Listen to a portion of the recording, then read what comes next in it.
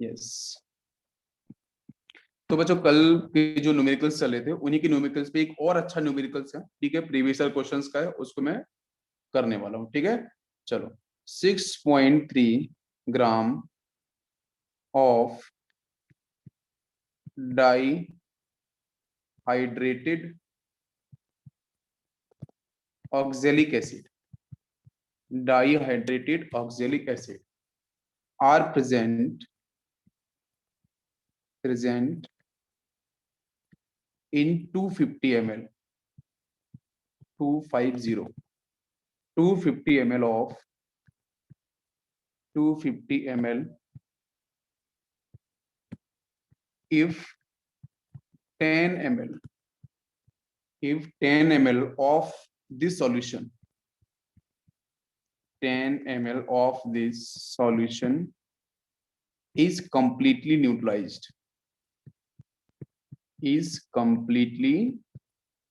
neutralized by 40 ml 40 by 40 ml of NaOH, sodium hydroxide, ठीक है, 40 ml of sodium hydroxide. Then calculate molarity of NaOH solution. NaOH solution की molarity क्या होगी, ठीक है, ये क्वेश्चन है। देखो पहले तो मैं क्लियर कर दूं, क्वेश्चन बहुत डिफिकल्ट नहीं है, ठीक है, क्वेश्चन ये इजी है।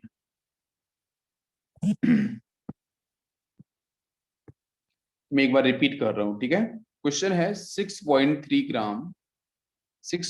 Gram of डाईहाइड्रेटेड oxalic acid. डाईहाइड्रेटेड का मतलब क्या है, H2C2O4 डॉट 2 वाटर मॉलिक्यूल्स, ठीक है, इसके बारे में बात कर रहा है, ठीक है। इसके बच्चों कितने ग्राम है, इसका पार्टिकल्स है, क्रिस्टलाइन फॉर्म है, आपको पता है 2 वाटर मॉलिक्यूल्स है, क्रिस्टलाइसिस फॉर्म है, तो आपका ये पार्टिकल्स की फेज में मिलेगा, ठीक है, सॉलिड फेज में। और यस बिल्कुल, dihydrate oxalic acid are present in 250 ml, ठीक है, 250 ml में आपका प्रेजेंट है। If 10 ml of this solution is completely neutralised by 40 ml of NaOH, मतलब 10 ml आपकी डाईहाइड्रेटेड ऑक्जेलिक एसिड के जो 10 ml हैं, जो उसका वॉल्यूम 10 ml है, वो बच्चों पूरी तरीके से न्यूट्रलाइज किया जा रहा है 40 ml ऑफ NaOH के साथ। तो बताना है आपको कि हमारी जो मोलरिटी है वो NaOH सॉल्यूशन की क्या होगी। क्वेश्चन बहुत इजी है बट ट्रिकी है, ठीक है, question is very easy, but बेटा प्लीज थोड़ा सा ध्यान देना तो आपको बन जाएगा, ठीक है, बहुत ही ट्रिकी क्वेश्चन है, अच्छा क्वेश्चन। तो मैं थोड़ा सा ना आपको एक बार हेल्प करता हूँ यहाँ पे एक चीज के बारे में। देखो क्वेश्चन में डेफिनेटली आपको दिख रहा है कि सर यहाँ पे न्यूट्रलाइजेशन के बारे में बात करी जा रही है, और ये जो क्वेश्चन डेफिनेटली बच्चों मैच करेगा कहाँ से, एसिड बेस न्यूट्रलाइजेशन से। कहाँ से करेगा, एसिड बेस न्यूट्रलाइजेशन से। इट इज क्लियर, बिल्कुल। एसिड बेस न्यूट्रलाइजेशन है, टाइट्रेशन का सेक्शन दिख रहा है, कोई इश्यू नहीं है। तो हम यहाँ पे डेफिनेटली फॉलो करेंगे gram equivalent is equal to first का ग्राम इक्विवेलेंट एसिड का, और ग्राम इक्विवेलेंट बेटा बेस का NaOH का। बट मुझे समझ नहीं आ रहा है, समझ में मुझे यहाँ पे इसलिए नहीं आ रहा है क्योंकि क्वेश्चन के अंदर यहाँ पे एक पॉइंट कुछ इस तरीके से एक्सप्लेन किया है कि भाई जो 6.3 ग्राम जो ऑक्जेलिक एसिड है ना, जब उसका वॉल्यूम बच्चों बनाया गया ना, तो वो क्या है 250 ml है।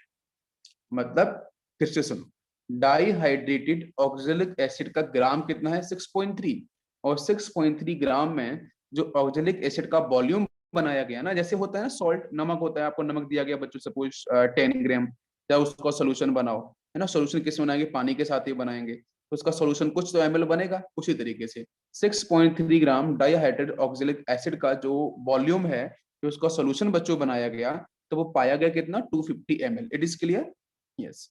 If 10 ml of this solution, मतलब 250 ml में से निकाला गया है 10 ml, this is very important, 250 ml में से 10 ml निकाला गया है, और ये जो निकाला गया है 10 ml, ये बच्चों ऑक्जेलिक एसिड का ही पार्ट है, ऑक्जेलिक एसिड ही एक्चुअली। और वो बेटा वो पूरी तरीके से न्यूट्रलाइज कर रहा है किसको, सोडियम हाइड्रोक्साइड को, because it is a base, sodium hydroxide is a base, उसका 40 ml को न्यूट्रलाइज कर रहा है पूरी तरीके से। मतलब 10 ml ऑक्जेलिक एसिड का न्यूट्रलाइज कर रहा है 40 ml ऑफ NaOH को। फिर उसने बोला है कि आपको मोलरिटी निकालनी है NaOH सॉल्यूशन। क्वेश्चन समझ में आ गया? मैंने बहुत अच्छे से एक्सप्लेन किया है, क्वेश्चन समझ में आ चुका है, क्लियर?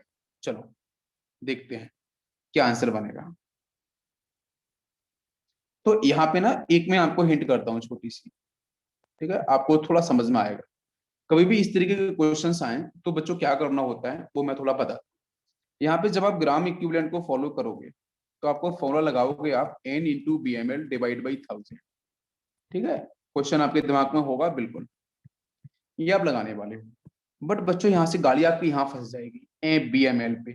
अब BML में क्या है जरा ध्यान से सुनना, कि जो ऑक्जेलिक एसिड था उसका अमाउंट बच्चों क्या था, ग्राम कितना था, 6.3 ग्राम था। इसी 6.3 ग्राम का जब सॉल्यूशन बनाया गया तो बच्चों वो बना है 250 ml। It is clear? Okay.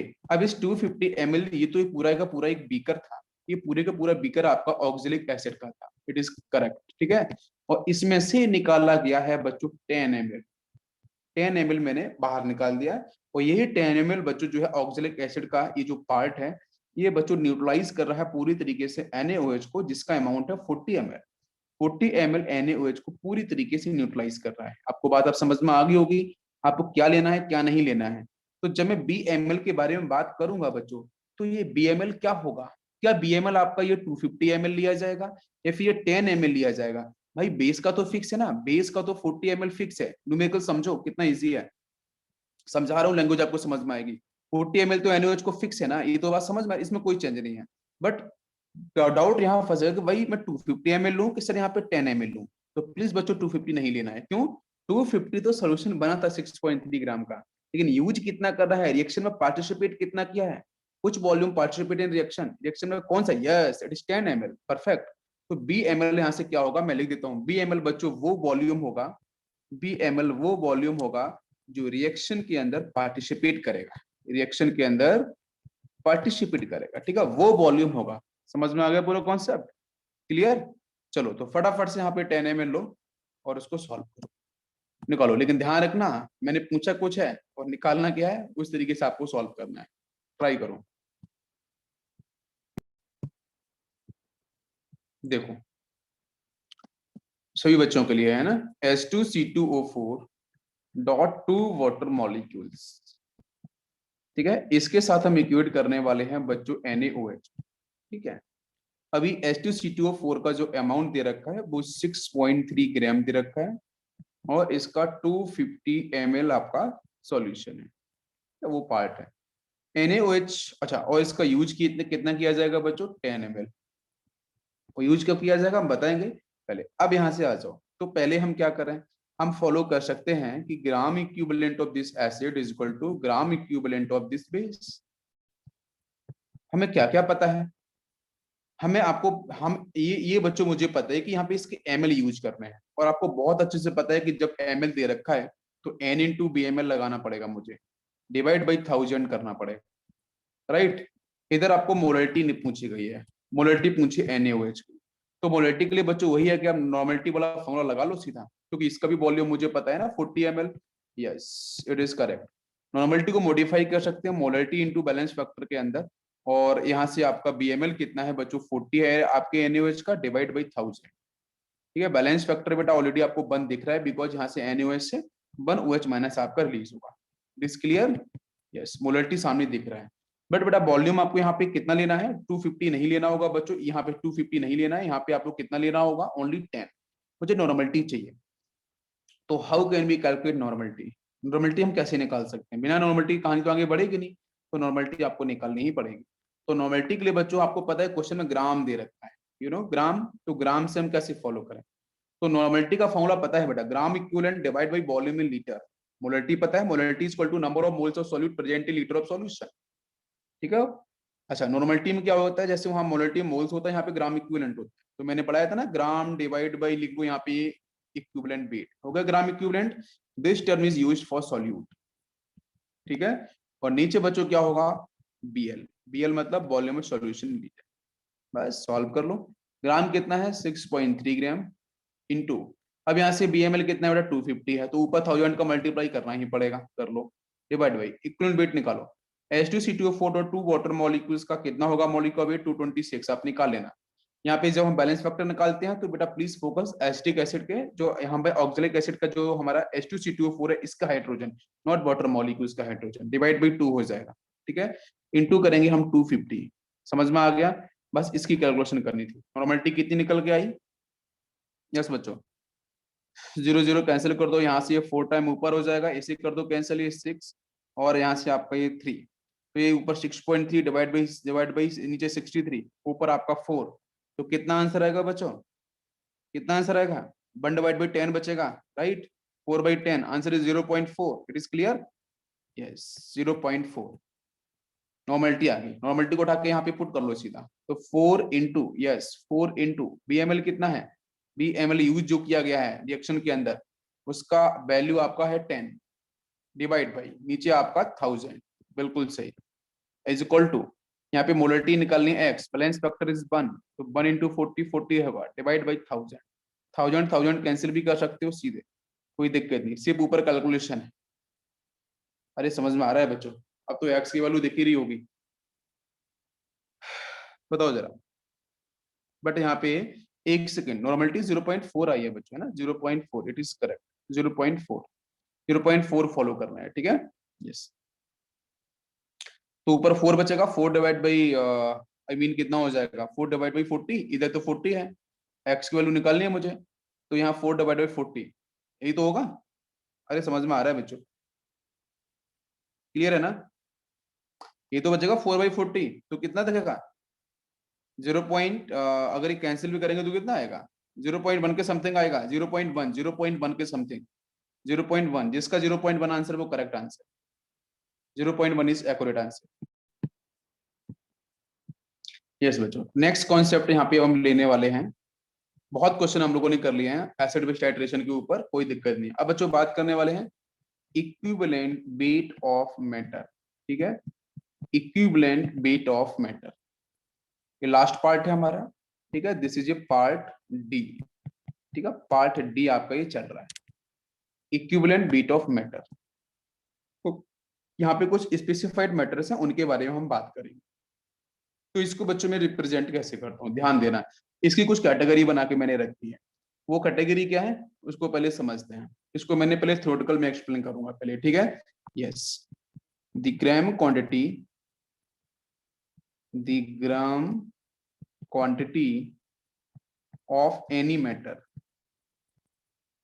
of any is which is combined with, which is combined with 8 gram of oxygen,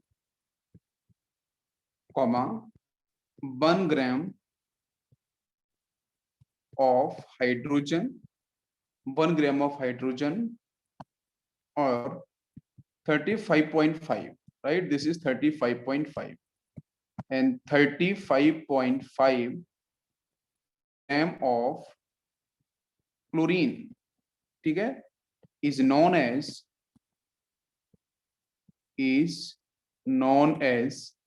equivalent weight of matter। क्योंकि हमारे सिलेबस में जो क्वेश्चन है वो बच्चों क्वेश्चन जो बनते हैं ना, तो किस किस को लेके बनते हैं? एक तो बच्चों बनते हैं ऑक्सीजन ऑक्साइड को लेके, एक क्वेश्चन बच्चों बनते हैं हाइड्राइड और हाइड्रोजन आयंस को लेके या हाइड्रोजन एटम को लेके, या बच्चों क्वेश्चन बनते हैं क्लोराइड आयन को लेके या बनते हैं क्लोरीन को लेके। मेरी बात समझ में आ रही है? जो क्वेश्चंस बनते हैं तो ऑक्सीजन ऑक्साइड या ऑक्सीजन के ऊपर पॉजिटिव चार्ज या नेगेटिव चार्ज, या बच्चों सिंपल ऑक्सीजन एटम। क्वेश्चन बनते हैं हाइड्रोजन आयन को लेके, हाइड्राइड को लेके H- या बच्चों हाइड्रोजन एटम को लेके। क्लोरीन की तरफ बात करते हैं क्लोराइड आयन, है ना, क्लोरीन एटम, या फिर क्लोरीन पे पॉजिटिव चार्ज, उसको लेके ही क्वेश्चंस बनते हैं। तो इसलिए मैंने यहाँ पे जो एक्सप्लेनेशन दिया है यहाँ पे इकोनॉमिक बिट ऑफ मैटर्स का हमारे सिलेबस के रिस्पेक्ट में, वो या तो हम ऑक्सीजन लेते हैं क्वेश्चन में आता है, या बच्चों प्रीवियस क्वेश्चन की बात कर रहे हैं हम लोग, या तो हाइड्रोजन के बारे में आता है, फिर क्लोरीन के बारे में आता है। तो हमने इसकी कैटेगरी बनाई है, कैटेगरी ए। तो कैटेगरी ए में बच्चों मैंने यहाँ पे कराया कि इक्विवेलेंट वेट अगर कहीं O2 के बारे में पूछा जाए, या बच्चों कहीं इक्विवेलेंट वेट ऑक्सीजन पे -2 ऑक्साइड के बारे में पूछा जाए, या इक्विवेलेंट वेट ऑफ ऑक्सीजन के बारे में पूछा जाए, आपको आंसर बच्चों करना होगा 8। अब ये 8 कैसे निकला है वो आपको पता चलेगा अभी, ठीक है, और आपको समझ में भी आ रहा होगा कुछ बच्चों को। मैं बोलूं बच्चों, एक सेकंड कैटेगरी, ये फर्स्ट कैटेगरी है, सेकंड कैटेगरी, सेकंड कैटेगरी में आता है हाइड्रोजन। तो equivalent weight for H2 question पूछा है, equivalent weight for the hydrogen positive, या बच्चों equivalent weight for hydride ion, या फिर इक्विवेलेंट वेट ऑफ हाइड्रोजन। ठीक है, एक बार में समझ लो है ना, इजी कॉन्सेप्ट। तो यहाँ से बच्चों हमेशा फॉलो करना है आपको कितना, 1। क्या फॉलो करना है, 1। अभी देखना हम कितने आराम से आंसर निकालेंगे, बहुत ही इजी। क्वेश्चन की लैंग्वेज समझ को तो कुछ ऊपर नीचे लगेगा, लेकिन हम आंसर उसके बहुत आराम से निकालेंगे। नेक्स्ट बच्चों सी कैटेगरी। सी कैटेगरी में लेते हैं इक्विवेलेंट वेट फॉर क्लोरीन, या बच्चों equivalent weight for Cl minus. ठीक है, Cl माइनस दिस इज, या बच्चों इक्विवेलेंट वेट फॉर क्लोरीन। तो इन सब के लिए हमेशा हमें फॉलो करना है 35.5। ठीक, समझ में आ रहा है कैसे किया मैंने? बैलेंस फैक्टर के फॉलो कर सकते हैं, उसी से हम निकाल सकते हैं।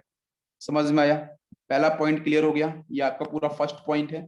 इसमें A category, B category, C category. Chlorine के बारे में बात करी है, एक साथ हमने इतनी सारी बात करी है। हाइड्राइड्स के बारे में देखो, इसके बारे में बात करी है, यहाँ पे इसके बारे में, सबके बारे में।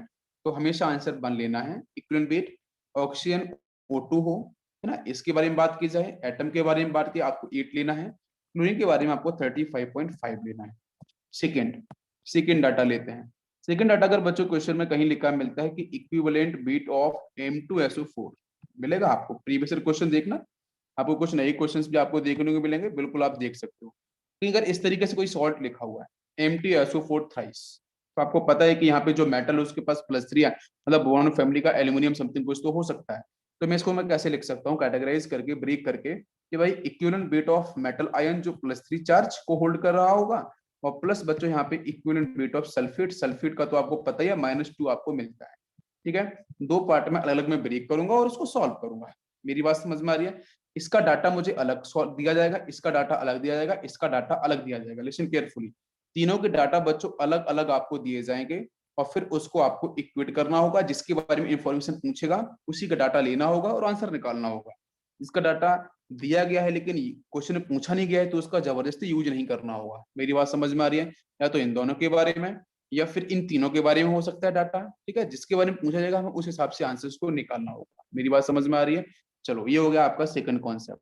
अभी क्वेश्चन करेंगे, समझ में आएगा। थर्ड कॉन्सेप्ट, अगर बच्चों क्वेश्चन में लिखा है equivalent weight of metal sulphate, metal sulphate ऐसे भी लिखा हो सकता है, तो क्या करना है, equivalent weight of for metal. Charge वगैरह पे तो फोकस मत करना, बिकॉज आपको पता चल रहा है। मुझे बताओ, आपको यहाँ पता चल रहा है क्या, कौन सा मेटल? सल्फेट तो पता है SO4, लेकिन सल्फेट कितना सल्फेट, 3 4 5 6 7 नहीं पता आपको। यहाँ पे मेटल कौन सा है, S ब्लॉक का है, P ब्लॉक का है, D ब्लॉक का है, कौन सा metal, don't know. P block का भी कोई मेटल हो सकते हैं, नहीं पता। तो सॉल्व कैसे करना, सीधा लिखो equivalent weight for the metal plus equivalent weight of for the sulphate. Sulphate तो पता है, इसलिए ये होगा। मेटल के बारे में नहीं पता तो उसको M लिख लेना, कोई इसमें कंफ्यूजन नहीं है, डाउट नहीं है, कोई गाड़ी फंसेगी नहीं आपकी। मेरी बात समझ में आ रही है?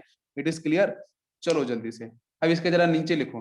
तो आपको equivalent weight for the metal नहीं पता कौन सा मेटल है, तो हम इसको X मानेंगे। जिसका नहीं पता उसको X मान लो सीधा सा। प्लस जरा जरा यहाँ पे आ जाओ सल्फेट पे। सल्फेट का बच्चों मॉलिक्यूलर वेट कितना होता है? सल्फेट का मॉलिक्यूलर वेट कितना होगा? 60, कितना होगा? 64, 96 कितना होगा? 60 तो आपका 60 आपका होता है कार्बोनेट का, राइट? और सल्फेट का होता है आपका 96 के अराउंड। यस बिल्कुल करेक्ट, 96। इजी, बिल्कुल। तो ये 92, बिकॉज ऑक्सीजन ही 4 है ना, तो ये बढ़ेगा। तो 96 डिवाइड बाई कितना, 2, बस इसको लेना है, और इसके साथ इसको इक्वेट करेंगे और आंसर निकालेंगे। फोकस बिल्कुल हो जाओ, चीजें अभी बनेंगी देखो मजेदार ढंग से। ठीक है, यस। नेक्स्ट नेक्स्ट बच्चों आएगा fourth concept. Fourth concept question में लिखा होगा इस तरीके से, मेटल कार्बोनेट। मेटल कार्बोनेट तो अपन को लिखना कैसे होगा? मुझे नहीं पता सर मेटल कौन सी है, तो बस बिल्कुल लिख लो यार आंख बंद करके, equivalent weight for the metal plus equivalent weight for the carbonate, CO3 - 2, right?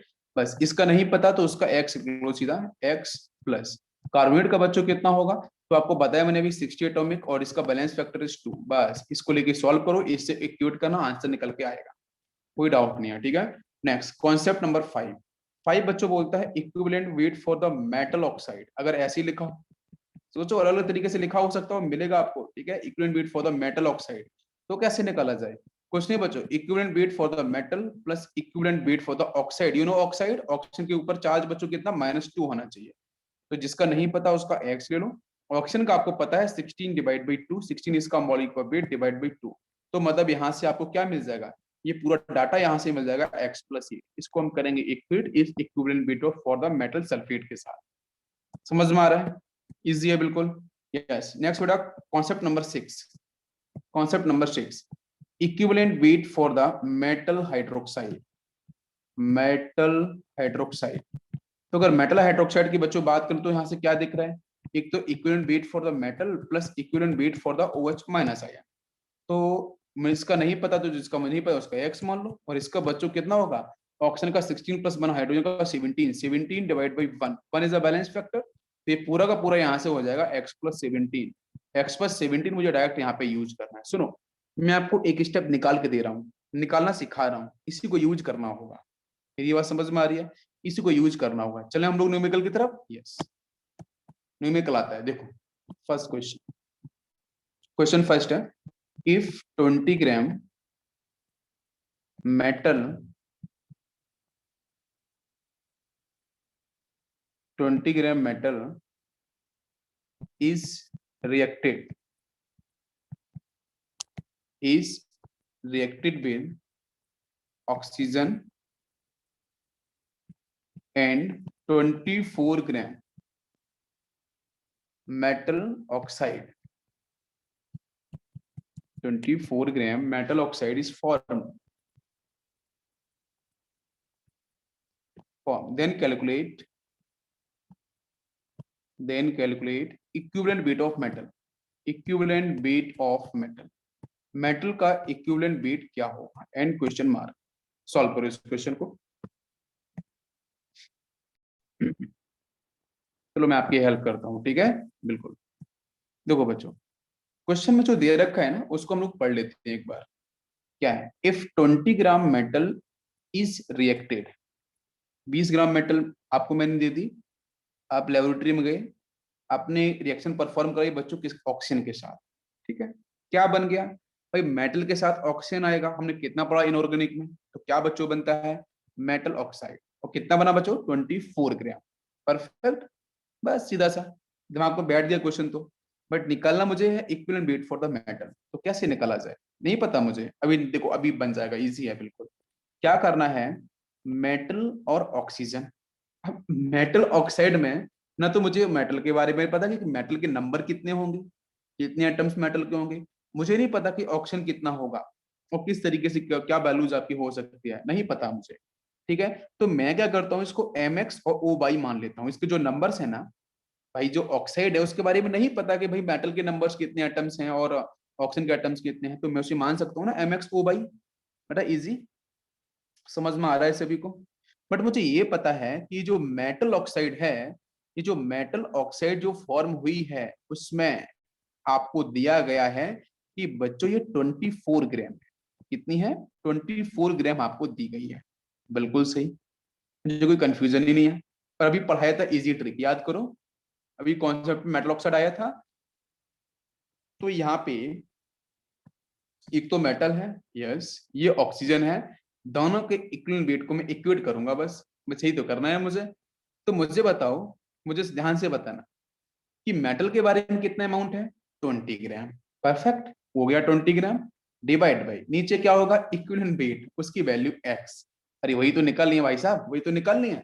Is equal to oxygen का बताओ, ऑक्सीजन ऑक्सीजन ऑक्सीजन के बारे में कितना, भाई साहब 20 ग्राम जब मेटल थी, 24 ग्राम मेटल ऑक्साइड बना, तो 4 ग्राम तो ऑक्सीजन होगा ना। कितना इजी था, ऊपर 4 आ जाएगा। ऑक्साइड के लिए मैंने बोला था इक्विवेलेंट वेट कितना, 8, मैं बोल चुका हूँ अभी थोड़ी देर पहले पढ़ाया था। अब क्या कैलकुलेट करना है, 1/2, एक्स की वैल्यू निकालो, सीधा क्रॉस मल्टीप्लाई कर लो, एक्स को ऊपर लेके आ जाओ और 40 क्या मेरी बात समझ में आ रही है, क्रॉस मल्टीप्लाई। कितना आसान क्वेश्चन था बताओ, मतलब भाई ये विद इन सेकंड सॉल्व हो गया। नेक्स्ट क्वेश्चन, क्वेश्चन है आपका, metal carbonate, metal carbonate containing 15%, 15% carbonate, 15% carbonate, then equivalent weight for the metal, and question over. बताओ क्या आंसर होगा, सॉल्व करो इसे। फिर से मैं आपको देता हूं 20 सेकेंड, देखते हैं। देखो बच्चों, यहाँ तो कुछ नहीं था यार, बिल्कुल इजी था कि आपसे बोला है कि भाई मेटल कार्बोनेट कंटेनिंग 15% कार्बोनेट, ठीक है।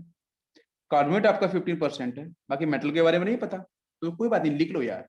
ये रहा मेटल कार्बोनेट, लिख लो सीधा मेटल कार्बोनेट। सर ये है नहीं पता क्या होगा, लेकिन ये मुझे पता है कि 15%, ग्राम नहीं बोला उसने, सेकंड कैटेगरी है क्वेश्चन की। 15% आपका कार्बोनेट है, तो मेटल कार्बोनेट कितना होगा, 100%। कितना बच्चों, क्या मैं 100% को 100 ग्राम लिख लूं, क्या मैं 100% को 100 ग्राम लिख लूं, कोई दिक्कत नहीं। क्या मैं 15% को 15 ग्राम लिख लूं, अरे कोई दिक्कत इसमें नहीं, कितना इजी था। अब तो आसान बन गया ना, परसेंटेज को मैंने ग्राम लिख दिया। बिल्कुल सही विघ्नेश, बिल्कुल सही, बिल्कुल आपने सही सही, सही बिल्कुल सही समझा है। और जब 15 ग्राम कार्बोनेट है तो मेटल कितना, मेटल कितना, 100 - 15, बस 85 ग्राम हो गया बच्चों मेटल। कोई कंफ्यूजन नहीं है। यस, अब दो सेक्शन में डिवाइड कर लो। भाई साहब लंबी तो लाइन मत लिखो, इतने में इतना तो इतने में कितना, फिर ऐसे वैसे निकालो, डिवाइड करो, बच्चा कंफ्यूज, सीधा सॉल्व करो यार, ठीक है, जो हमें बचपन से आदत है, इजी। तो यहाँ से क्या होगा, मेटल बच्चों कितना कितना कितना मेटल दिख रहा है मुझे, 85। 85 डिवाइड बाई एक्स आपका equivalent weight is equal to, now comes carbonate, carbonate कितना है 15, तो 15 ग्राम मैंने लिखा था, डिवाइड बाई, अब कार्बोनेट का तो मैंने बताया था अभी, इजी ट्रिक कितना होता है कार्बोनेट का, 60 divide by 2 is the balance factor. इसको सॉल्व कर दो, ऊपर से 30। यार भाई इतना मतलब इजी, ऊपर 15 ग्राम नीचे 30, और भी इसे कैंसिल कर सकते हो, 2 से अब इसी कर लो, एक्स को इधर लेके आओ और मल्टीप्लाई कर लो, 85 इंटू 2, यही तो करना है समथिंग, अरे यही तो करना था। कितना हो गया आंसर, एक्स इक्वल टू, यहाँ 0 है ना, और 1 से, ये आंसर कितने बच्चों का है, एक्स इक्वल टू 170 समथिंग। बहुत जल्दी आंसर निकाला था विघ्नेश ने, तो बहुत जल्दी करेक्ट आंसर निकाला था, बिल्कुल। यस करेक्ट, अभी क्लियर हुआ बच्चों।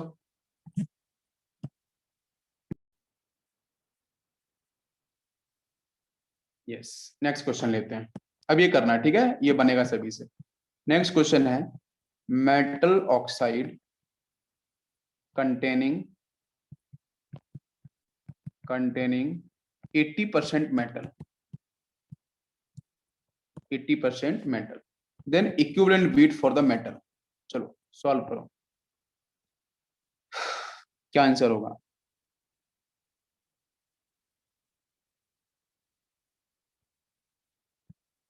देखो इजी था भाई, मेटल ऑक्साइड है, ठीक है, ये मेटल ऑक्साइड दे रखा था, ठीक है, आंसर आ गया होगा बहुत से बच्चों का। ये 80% के बारे में बात कर रहा है, तो ऐसा करो इसको 100 ग्राम मान लो, 100 मान लो, ठीक है, उसको 80 ग्राम मान लेना। तो मेटल कितना है बच्चों, 80% मतलब 80 ग्राम,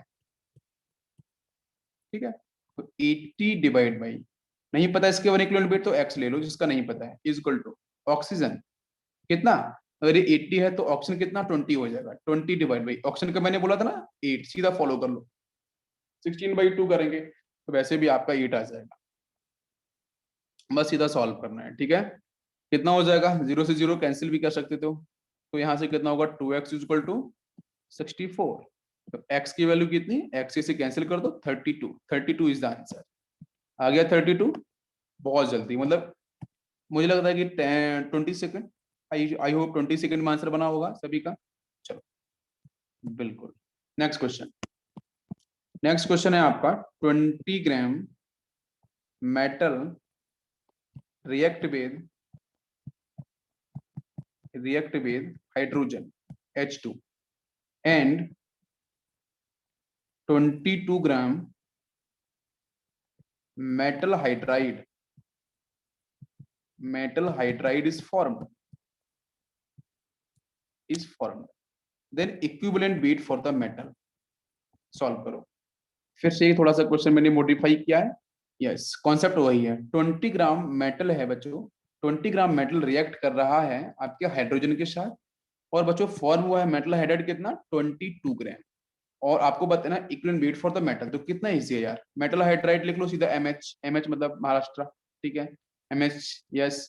तो यहाँ से बच्चों कितना है 22 ग्राम, ये बना है, यहाँ पे मेटल का इधर हाइड्रोजन का इधर, तो यहाँ से कितना हो जाएगा 20, 20 फॉर द मेटल, मेटल का 20 ऑलरेडी दे रखा है, 20 डिवाइड बाई एक्स मतलब वो इक्विवेलेंट वेट।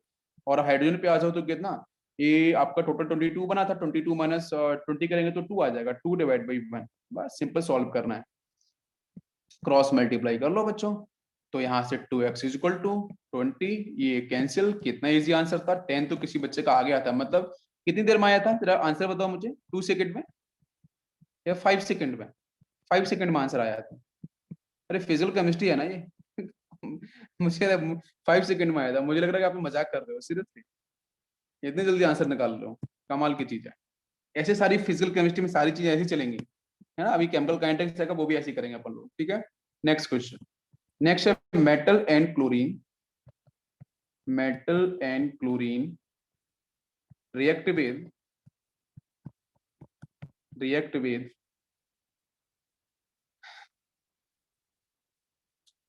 एक सेकेंड, थोड़ा लैंग्वेज चेंज करता हूं मैं यहाँ पे। Metal and chlorine react in gram ratio में लेता हूं, चलो question, react in gram ratio, react in gram ratio of 2:3, 2:3, then equivalent beat for metal, then equivalent beat for the metal, what is the answer? चलो बताओ जल्दी से क्या होगा। मेटल है, क्लोरीन है बच्चों, रिएक्शन परफॉर्म कर रहे हैं, ठीक है। और यहाँ पे पूछा है ग्राम रेशियो, जो यहाँ पे जो ग्राम रेशियो जो रिएक्शन का वो आपका है 2:3, और बताना है equivalent weight for the metal कितना होगा। यस, क्या आंसर होगा देखते हैं, देखो इजी था क्वेश्चन। यहाँ पे क्या है, मेटल है और आपका यहाँ पे क्लोरीन है, दोनों की रिएक्शन परफॉर्म हुई है, ठीक है, मेटल क्लोरीन की रिएक्शन परफॉर्म हुई है।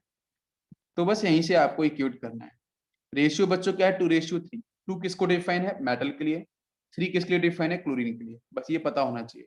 अपन उसे ग्राम ले सकते हैं कि 2 ग्राम मेटल का या 2 पार्ट मेटल का, जब कोई रिएक्शन परफॉर्म मेटल क्लोरीन के बीच में है, तो मेटल बेटा क्या है, वो तो आपको मोनोटॉमिक फेज में मिलता है जनरली। आप कोई मेटल उठा के देख लो बच्चों, एस ब्लॉक की मेटल हो, डी ब्लॉक की मेटल हो, all are in mono atomic phase, right. But chlorine is stable as diatomic phase, it is very important, right, वही लिखना पड़ेगा। तो मेटल बच्चों 2 ग्राम है, मतलब 2 part of metal react with 3 part with chlorine, then formation of metal chloride, ये तो होगा। तो चलो बिल्कुल समझ में आ गया। तो यहाँ से हो जाएगा इसका 2 ग्राम ऊपर डिवाइड बाई नीचे इसका इक्विवेलेंट वेट, मतलब मैं ले सकता हूँ इसको x, यस देखता हूँ मैं answer, yes is equal to, यहाँ पे क्लोरीन के बारे में बात करें 3 पार्ट है, डिवाइड बाई नीचे कितना हुआ 35.5, मैंने अभी सिखाया भी था। बस यार क्या करना था, क्वेश्चन की लैंग्वेज देख के नहीं करना है, हमें उसे पकड़ना है और फ्रीज खत्म कर देना उसको। देखो तो 3x इज इक्वल टू हो गया आपका, यहाँ से 2 का मल्टीप्लीकेशन तो कितना हो जाएगा, ये 71 समथिंग हो जाएगा, ठीक है बच्चों